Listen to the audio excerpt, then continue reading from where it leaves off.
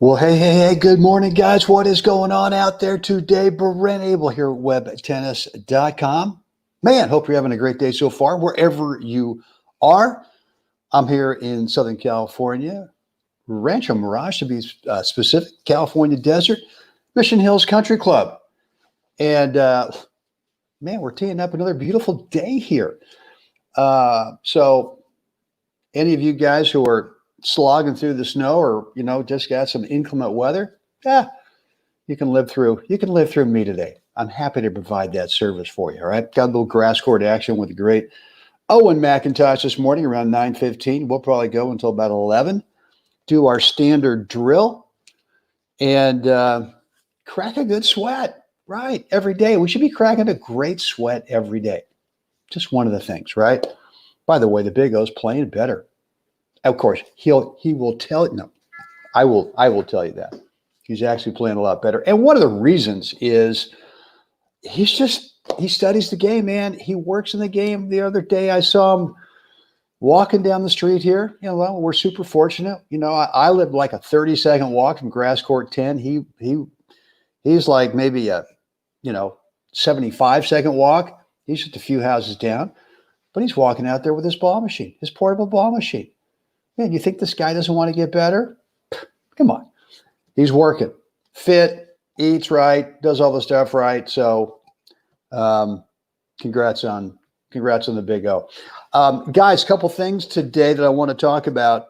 First of all, is I do want to talk about the warm-up, specifically my warm-up, what my routine is and why I think it's so important for me to be able to get out there and habituate the warm-up. I do the same thing every day in terms of the warm-up, and I'm going to get into that with you. But as you see here on my screen, it says ralstonchronicles.com/order. What I've done is, as you may know, we unfortunately lost Dennis Ralston recently. And this spring of 2020, he and I did 7 live interviews. I did record them, never published the replays. And the intent back then was we were going to bundle them up and offer them as a package. And I was going to, just give Dennis and the family 100% of whatever we sold. Well, the same thing. Now is the time when Linda and the Ralston family could use some help. I'll just leave it at that. And salt of the earth people, just some wonderful people. And look, I'm going to help them as much as I can. I've met some other people recently who've helped me in terms of they did a GoFundMe thing. But I'm actually going to do something here where I'm packaging up I've already packaged up the replays. And I hate to call it a donation because number one, it's not a tax write-off. So it's just a love fest, right? I mean, so here it is. I've got the 7 replays. You can watch the videos online. You can download the video. You can also download the audio portion. And it's a one-time $50 deal. 100% of that is going to Linda and the Ralston family. And so, look, if you feel up to it and you want to help them out and show a little love, go to this URL. It's on my screen, ralstonchronicles.com/order. And like I said, one-time payment of $50, and you'll get immediate access to the replays. Some of them, I mean, if you know Dennis or if you were on any of these interviews that I did with him in the spring of this year, he's hysterical. He is one of the all-time master storytellers. So going over there, all the titles of each one of the interviews is listed there. Anyway, I would just appeal to you to please help out the Ralston family in this tough time for them. Guys, before we get into today's topic, I want to make sure that you understand how I teach is really not coming from a place of, well, this is the one and only way to get it done. This is the one and only way to hit a forehand or a slice backhand or this or that. This is the only way to tactically or strategically do something or mentally, right? I guess I'm pretty determined on fitness in terms of, number one, yeah, it's kind of a big deal if you want to compete at the higher levels. But the basic thing here is I just offer you options. And the options I offer you was really what's worked for me. I'm not going to sit up here on some kind of a, thing and pontificate like I know all the answers, and that if you don't do it this way, you're kind of crazy. I do have some really strong beliefs about some of the technique that's being taught out there right now, which to me is just trying to copy some of the top guys in the tour. And I just don't think that's the right model for the rest of us. That's just my opinion. Okay, so I'm offering up an option right there. But I want you to know that part of the way I learned the game was that I tried to be a do-it-yourselfer, didn't work. Finally got to Mr. Stowe, and I just knew that at that place that I at least had a body of information that came with so much incredible credibility that I had to really strongly consider everything that I was being taught by him. Now, over the years, I've kind of hybridized some stuff that is really more, I guess, a little bit of an option from what he was telling me. But I will tell you this, that the foundation he gave me, and he even told me, he said, look, I'm going to give you a foundation, but I expect you to not be a robot, to not be a Stowe clone. I expect you, once you sort of have this foundation, is that you figure out, who do you want to be on the court? What is that? You got to take your own personality and lay it down on top of that foundation. And so, and like I said, over the years, I've hybridized some stuff, and that's kind of maybe it's based on racket technology, on string technology. I don't know. I've gotten help from Michael Wayman, and I've cherry picked the brains of a few other players, guys and gals who I got a lot of respect for. But the bottom line is that when I coach, when I teach, I'm going to offer you an option for you to consider. I'm not going to say this is the one and only way to do it. So anyway, just wanted to get that off my chest this morning. So let's talk about the warm up. And the warm up for me is so important, because if I don't reinforce, and I've got really kind of 7 warm up habits. I'm going to talk about one of them today. And by the way, if you want to get my 7 warm up habits, I'm happy to give them to you. Just share this thing. Just click the share button, whether you're at Facebook or YouTube. Just click the share button. Let me know in the comments area, and I'm more than happy to get my list of 7 warm up habits to you. In exchange for just hitting the share button, and I'd really appreciate that. But I want to talk about one of them today, and the warm up is not really for me. I mean, off the court, like I come out to the court and I like to just kind of do a little light jog and kind of swing the arms around and kind of just get the body started, try to get the blood flowing and get just kind of get the joints kind of opened up and that kind of thing. I don't really think of that as my on-court warm-up. That's just, I don't like to go out there and then just, throw my stuff on the bench and go over there to the baseline and just start going. That just doesn't work for me.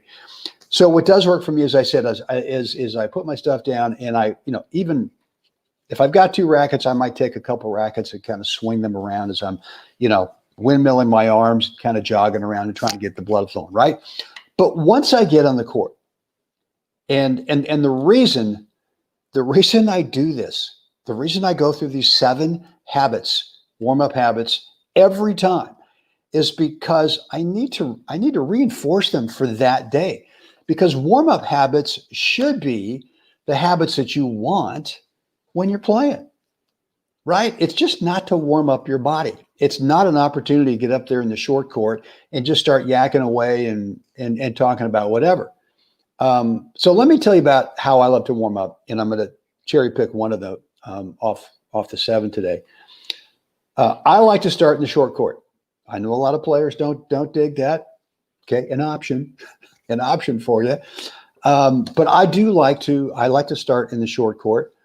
And the reason being is that it takes away this whole thing when you first get out there in the first couple minutes where, timing, right? The incoming ball is every day we go out there. You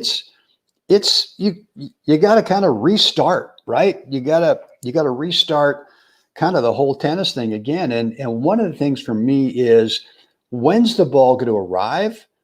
And look, it's not automatic, So I like to start in the short court. I do like to yak. I'll kind of talk, but I'm not looking at my practice partner. And so one of the things that I do is, and I'm going to get a lot of people going, "Oh man, infidel in the temple." No one does that. I've heard the other thing. You're supposed to do the other thing. I go, okay, well, this is an option for you. This is what works for me because I've tried the other thing. And the other thing is that a lot of coaches say, right before they make contact when you're playing a point, is you ought to be looking at their tennis racket to be able to get a read of what they're just about to do, to be able to get a read so you can kind of anticipate. You can start to eliminate the possibilities by looking at their tennis racket before they make contact. I've tried that, and it sort of works, but it doesn't work for me because I don't get a read of the ball off their racket as quickly as if just before they make contact, I visually lock on the tennis ball. And out of my peripheral vision, I can get an idea what they're about to do. Look, anticipation is not just based on, looking at the racket face to see what they're going to do.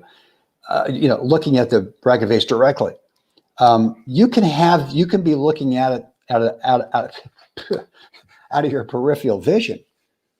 But for me, I need to be focused on the tennis ball because for whatever reason, for me, when I clearly see the tennis ball right before they make contact, I seem to get a quicker read off the racket of depth of the ball, the type of spin, incoming pace, and all that helps me in that nanosecond prep. And the more prep time we have, even if it's just a nanosecond, builds confidence. So one of the habits I do in the short court warm-up is that I make sure I'm not sloppy with my habit in terms of yakking with my practice partner and just kind of standing there and just, maybe kind of waving at the ball now and then. I don't do that. I'm super specific with this warm-up. And I got this from Mr. Stowe back in the day. He said, if you don't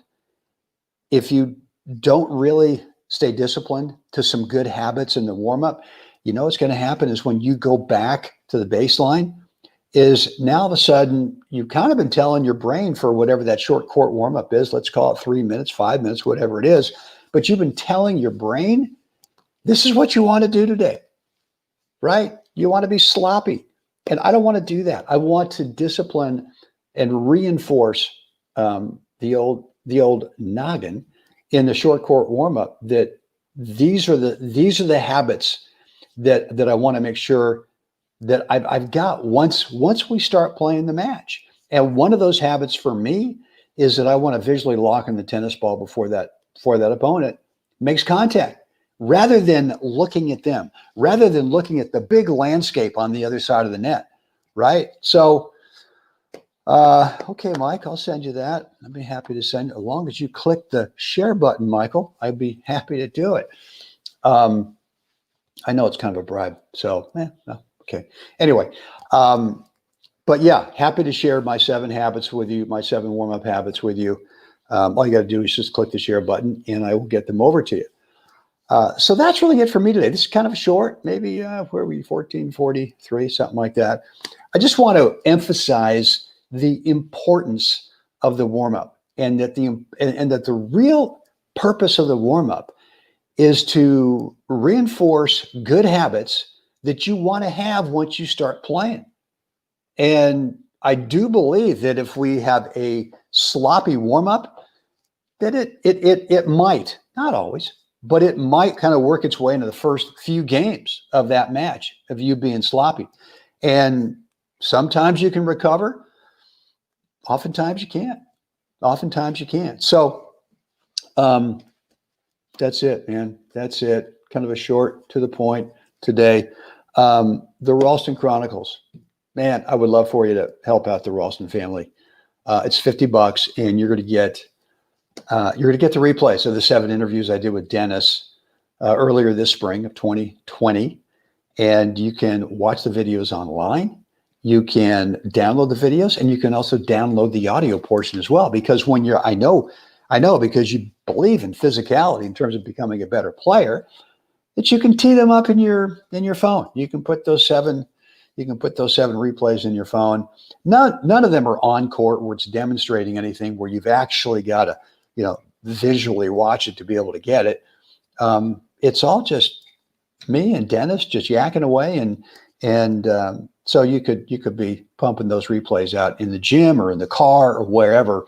But the ultimate thing is, it would be a great gesture to help out the Ralston family in this really tough time for Linda and the family. So, guys, with that, I guess it's it. I guess that's it. As always, come on now. There it is. Got to get out there today. Help someone else have a spectacular day. And we'll do this again tomorrow. I'll see you then.